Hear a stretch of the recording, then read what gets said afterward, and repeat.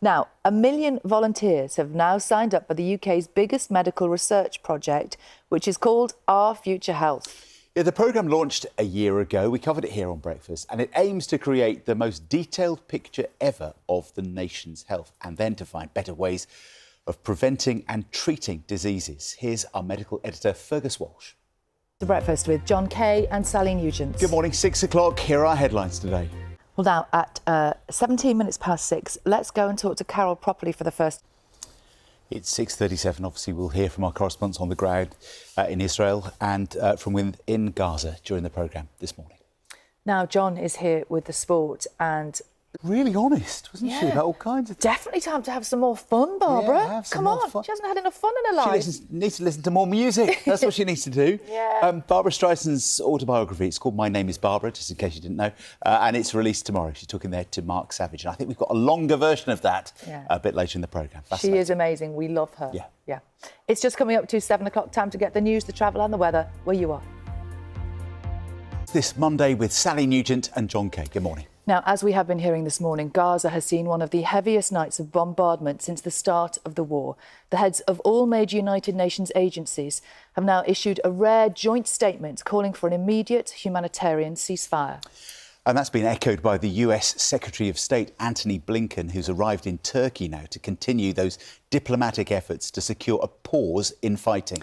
We're joined now by energy security and... Just after 20 to 8, thank you for joining us this morning. And John has the sport last night. Absolutely. Do you see them? No. No, me neither. but you've sent us lots of pictures, so thank you for that. With John Kay and Sally Nugent. Hello, good morning. Here are our headlines today. Carol's got some more amazing pictures for us and some... Yeah, as we have been hearing. This morning, thousands of people in Surrey are waking up without water due to a technical issue at a Thames water treatment works. We can get the very latest for you now. If you're affected by this, we're joined by David. Fill up their cars a bit later. Now, complaints made to the Energy Ombudsman have risen significantly in the last year. Ben is here with the details. It's coming up to 7:30 and coming up here later in the programme. I've met for many years. Oh, no, you don't want to do that. No. She'd definitely get a call. Nominal. Yeah, also can't say Jeremy, so she says Jeremony.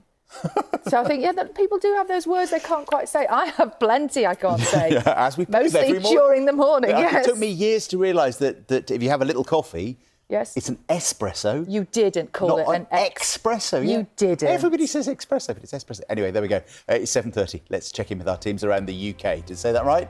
Very good. I can tell you that Isla's operation was successful. She is now recovering well and she's back at home and resting. Thank you very much to Graham for helping with that piece. Absolutely. Yeah. She's so amazing, isn't she? She is incredible, yeah. Incredible. Right, it's coming to 6:30. Let's check in for the first time this week with our breakfast teams around the UK. See you. Good morning, this is Breakfast with John Kay and Sally Nugent. Morning, everybody. Just after 6:30, and this is a good time to go back to our main story and bring you up to date with what's happening in Israel's continued war against Hamas, which is, of course, prescribed as a terrorist organisation by the UK. Well, in the last half hour, the heads of all major United Nations agencies have issued a rare joint statement calling for an immediate humanitarian ceasefire, saying enough is enough. Well, on both sides of the conflict, there are people working to secure peace in the wider region that goes beyond this particular war. Well, our special correspondent, Fergal Keane, has the story of two men hoping for change. Just a warning that some viewers may find the content of this report that's coming up upsetting.